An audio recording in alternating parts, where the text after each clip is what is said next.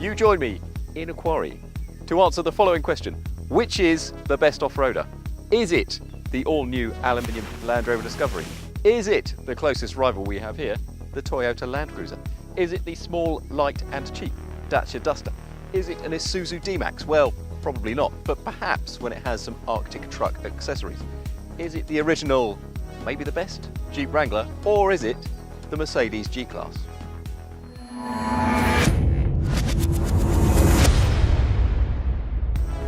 We've set up a knockout competition in the form of 3 challenges to find out which is the best off-roader. And challenge 1 is a hill climb up 2 steep, scrabbly slopes to test the grip, traction and low-end grunt of each 4x4. First up, quite literally, is the Challenger, the reason we're here, the all-new Land Rover Discovery. This being a Land Rover, a modern Land Rover, it's got all singing, all dancing. May not actually sing or dance. Bells and whistles, so there's special programs off. That one is grass, gravel, snow. A little bit gravelly, but no, yeah, it's a little bit gravelly. Let's go in gravel. Then there's a sort of mud ruts, sand, riverbed type thing, and then rock crawl. First hill, it should deal with absolutely no bother whatsoever, and does. Tiny bit of slip as we get to the top. And then there is the big hill. Let's put it in auto. Let's just put it in auto. Auto terrain response. First gear, steep hill, I'm going to want quite a lot of oomph. And it should go straight over the top. Bob's your mum's brother. This is quite steep. And that is the easiest hill I've ever been up to a steep hill in my life. I wonder if everything else will deal with it with quite the same ease and aplomb or not. The nearest rival to the Discovery in this test is the Toyota Land Cruiser, a car that I've got a lot of time for. Like the Discovery, it has different terrain settings, variable height suspension and fairly ordinary off-road tyres. Also like the Discovery, it mounted the 2 gravelly ascents as if they were not there. Right, so next, the Dacia Duster. It's 4-wheel drive at least, but this is not the most off-roady of off-road vehicles we've got here. There is no low ratio. I can lock 4-wheel drive in, and I've got traction control off because I think a little bit of slip might help. It's a manual, which is unusual in this company too, but at least it means I can give it plenty of revs because it's petrol. Right, I feel slightly apprehensive about this. Don't damage it, that's the key, don't damage it. If you think you're going to damage it, back out of it. It's going up, it's going up, it's going up. I'm going to need to check with a colleague. Does it look like it's about to ground out at the top? No, you're fine. In that case, I'll just attack it again. Right, let's just do it.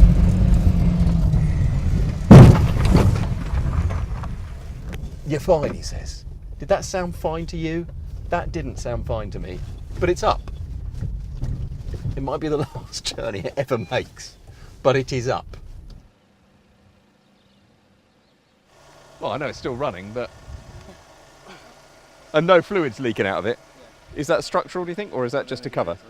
On the suspension, there's a little cover, and it's clearly hit that little cover is there to protect it, and it's done its job. It has just come loose at the back, but it has done what it is meant to do. The suspension is not about to fall off. Excellent. Right, so we'll try slope part 2. Oh, it's only done it. It has only done it. Wow, that just leapt up there like a mountain goat. I really like these. So Land Rover are developing the new Defender as we speak, and they said, well, we don't really know what to make it. We've got a Wrangler in. We don't necessarily think it's the greatest car in the world, but we do like it. We like its honesty, and I really like its honesty. It's a cool thing. This is a petrol, which is cool as well. It's just so chunky and rugged and jeepy. So no adjustable ride height. Very simple, 2 high, 4 low. So we're in 4 low, let's go.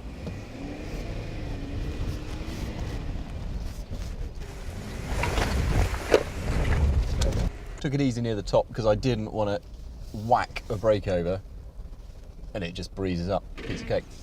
Slope part 2. It's so easy for it. It's easy for everything, but it just feels that the Jeep was made for this sort of thing, which I suppose it was. The Geländewagen. These things are cool, aren't they? Nearly 90, nearly 100 grand by the time they've got options on them these days. They don't sell many a year, but it goes to show you what you could still keep doing. What Land Rover could have maybe done with the Defender had they got on the case with it earlier, keeping it relevant. I mean, Mercedes don't sell a lot of these, but if you work out how many they sell, it's still around £1.5 billion worth of business a year, which is worth having, even for Mercedes-Benz. Slightly disappointingly, they're all getting up these slopes. I mean, the first one, I expected everything to get up, really. I quite like it if something else didn't get up the second one. Low range on. Differential lock in the middle pre-selected. I don't think I need the front and rear ones on. I'll keep the middle one on. Well, let's see. It should do the first one. No drama. Indeed, it did the first one with no drama, and the second too, as did the Isuzu D-Max, which has no fancy terrain response and a rather shonky plasticky interior. It does have a low-range gearbox though, and those massive balloon tyres, which scramble up the hill and get a decent bounce on over the rocky surface. Rather annoyingly, the first knockout stage didn't actually knock any of the 4x4s out. So, it is on to Challenge 2, the rock crawl, which is what it says on the tin, crawling over some rocks. It's a test of axle articulation, grip, traction, and differential locking. This doesn't have diff locks per se, but it does have a rock crawl function, so it will do that sort of thing electronically. I will wind down the window because I have a tame off-road guide, sort of rock Sherpa. And he's going to tell me where I can and cannot go. What rock crawl does is it gives me a very long throttle pedal, so that I should be able to just very gently ease the car from mound to mound. Straight. The idea is we don't damage anything. If we look like we're going to damage it, we call it off and it fails the test. That's the thing. That's the thinking. So this has got a very, very long throttle. Dead easy to modulate the speed, I've got to say. But these are big, very shiny wheels, and I think we've nicked a bit on a curbing an alloy basically, but during a rock crawl. Right, there's a big rock that side, and it'll hit the bottom of the body. Hit the bottom of the body, game over. I've got two gurus now, two Sherpas. Why wouldn't you? Feels like I've been here for quite a long time. Might just have to stay here until everything erodes down through rainfall. I should think it would only take, say, I don't know, 2 to 3 million years. Check his back wheel. Yeah, he's alright. Yep, he's all good. Yeah. I think he's alright. We think he's alright. I hear from outside. And that's it. We are officially across and out the other end.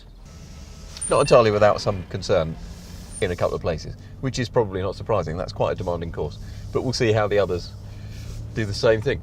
This is the Land Cruiser over the rock crawl. Terrain select, I'm in Mogul. Mogul, so surely the what's it with the axle articulation. So that's what I'm in. My guru does not think this has got as much ground clearance as the Discovery, but we will see. I've got my diffs locked, I'm in low, I'm in as high as I can get it. Could be a bit louder, could the old Sherpa? He could shout a bit louder at me.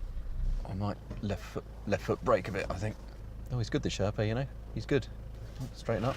Yeah, that's it. Yeah, great. And the Land Cruiser is doing well. Nice throttle response on this. Really nice and easy to modulate. Well, I think this guy is going to do it. He said it didn't seem like it had as much ground clearance as the Discovery, but it's... Oh, that didn't sound encouraging. And there's an and a stop. This is about where we had to stop in the Discovery. I'm okay. But it is doing it with certainly no more drama than the Land Rover.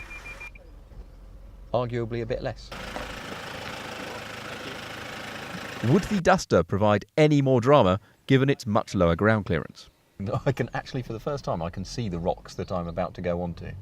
Couldn't see those in any of the other cars. This feels rather more real. Slightly that way. See, now, being a manual, this is hard. Oh, that smell of clutch already. If this gets over this, I will be stunned.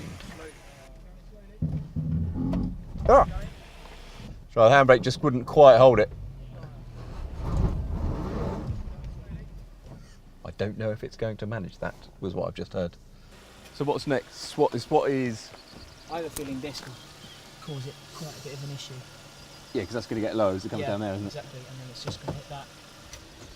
Okay. That's my end On the issue. balance of not breaking your car anymore, Right. I might call it a day. Should we call it a day then? I think so. Unless you particularly want me to carry on. No, I'd like to. No. I think like we'll to probably go home. call it a day there, so Nick can go home.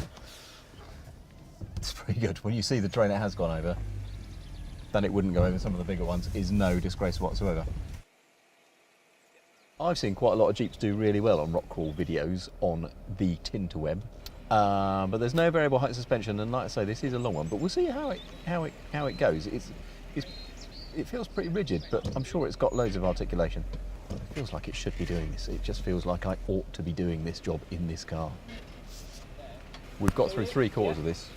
And look, I know this is on off-road tyres, proper off-road tyres, you know, serious mud, all-terrain stuff. But tyres have not been the issue in any of the other cars. Ground clearance has been the problem. There was one bit where the Discovery slipped a bit, but that wasn't actually what was preventing it from going on. Matt, if you want to edge forward. Yeah. Steering's very precise. Totally drama-free. Slight bit of slip from the tyre. Nothing to worry about. That's awesome. And this is as much fun. I think this is as much fun as driving a supercar on a circuit. It's just great fun. It's just cool. You can't hand over responsibility to somebody else entirely with the rock crawl stuff, but what a giggle. Right, so let's take the G-Wagon on the rock crawl. Everything is going over the same course. I will have the rear and front diffs locked for this because there could be times when things are off the road. Right, my guide says, come on. Steering's slow, really slow. I think it's got like, still might have recirculating ball steering. It's going very easily, it's going very well. And even though this is on fairly ordinary tyres, no slip on the rocks. Okay, mate. There you go. That was easy for this car. But it's been around a long time. It's a tall car, it's a narrow car, it's got very short overhangs.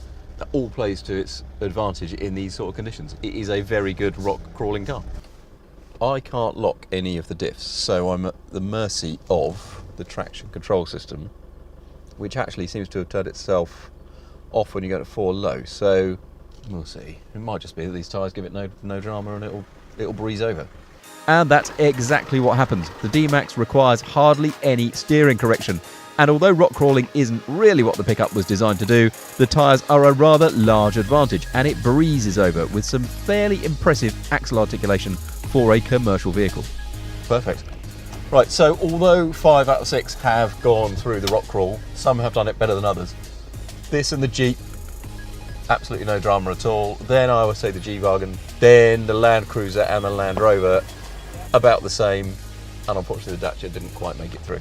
So although they've all done it, a sort of leaderboard is forming. For Challenge 3, we were going to try and simulate towing a horse box out of a muddy field by getting the Duster stuck in some deep sludge because it had been knocked out during the rock crawl.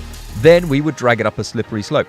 But the Duster was just too capable to get stuck, and the other 5 were all too good at towing it. So we reverted to what we know best, a stopwatch.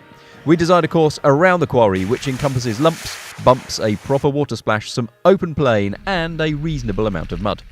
3, 2, 1, go. Okay, and we're starting in the D-Max. Now, the point is to go as fast as I can without ruining them. That's the short of it. So, too much grounding, too much bashing will be no good at all. The D-Max is straight into its stride. I'll tell you what though, it is not terribly comfortable. Rock crawl out of the swamp, and we're off. So stiff. Straight across the plateau and into. Actually, it rides the smaller stuff quite. Oh crikey! I say that. It's going like a blinking, bucking bronco. Apparently, it's got Fox dampers on this Arctic Trucks edition, but it feels like they don't actually do anything at all. Oh crikey! Pretty muddy section. Bit of axle articulation down the hill. Oh flipping heck! So uncomfortable. And across the line. That is quite tiring. The D-Max is first up on the scoreboard then, with a 1 minute 50 second run. Let's find out if that is any good. I'm in low ratio. 3, 2, 1, go. Oh, crikey. Oh. Now, straight away, I'm aware that this is more likely to hit its nose because just nearly did. But, so you've just got to be a little bit careful. The body's heaving a bit more, but it is far more comfortable down the slope. Across the plateau. Come on, come on, come on, come on, go, go, go, go, go. All right, rides across the plateau pretty well. There's a couple of bumps near the end. Gives its body under good control, actually. I'm quite impressed with that. Not really sure this is actually in a manual of off-roading.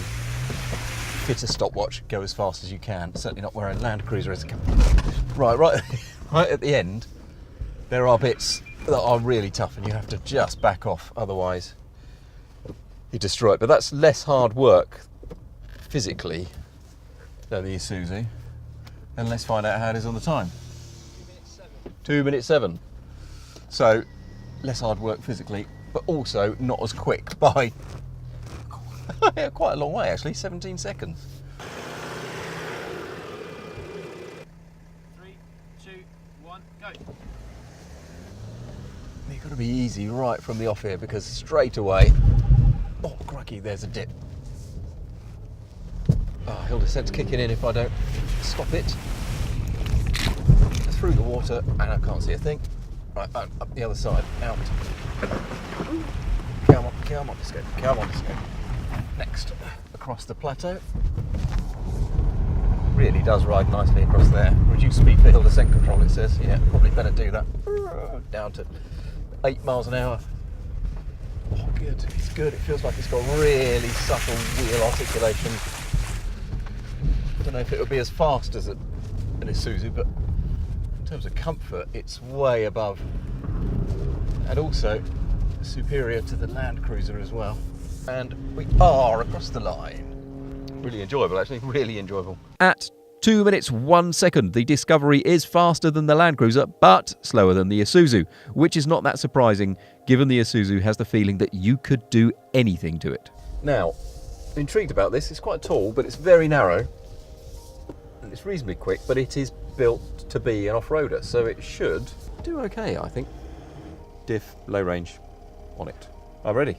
3, 2, 1, go. Deals with the first bumps quite well. Don't forget this car has got short overhangs because it has been around a while, but it does feel quite top heavy because it's narrow.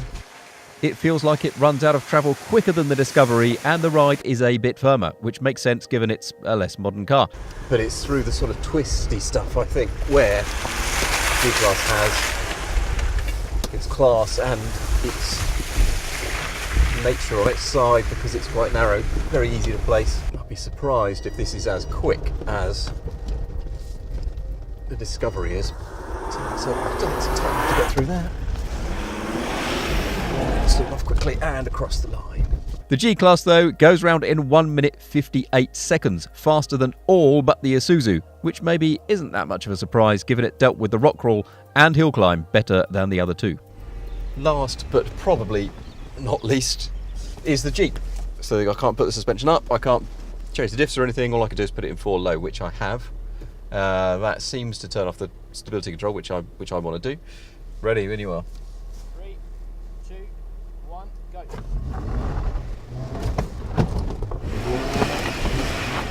Wow, that is fast. No denying, this is the fastest car in a straight line. I want to get the window up before I hit the water. Oh, crikey, yeah, and it just breezes down there. Straight across the water. Right, how's it doing on the rocks? Come on, come on, come on, come on, come on, come on. And it is not the tyres, although it is on some proper Goodrich all-terrain tyres that are making the difference here. It's just, this feels like a proper weapon. Oh, it just feels totally built for it. Which, of course, it is.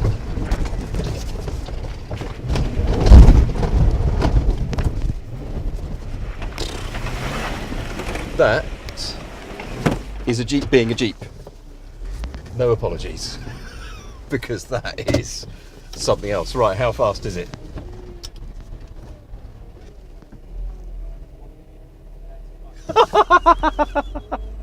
Everything else will do it in 2 minutes. That Arctic Truck Isuzu 1 minute 50, a minute and a half for a Jeep. So that's one quarry, 3 or 3.5 challenges, and 6 cars that are all brilliant in their own way. But the Jeep Wrangler wins because it's designed to do this sort of thing for a living. So if you want the best off-roader, buy the original off-roader.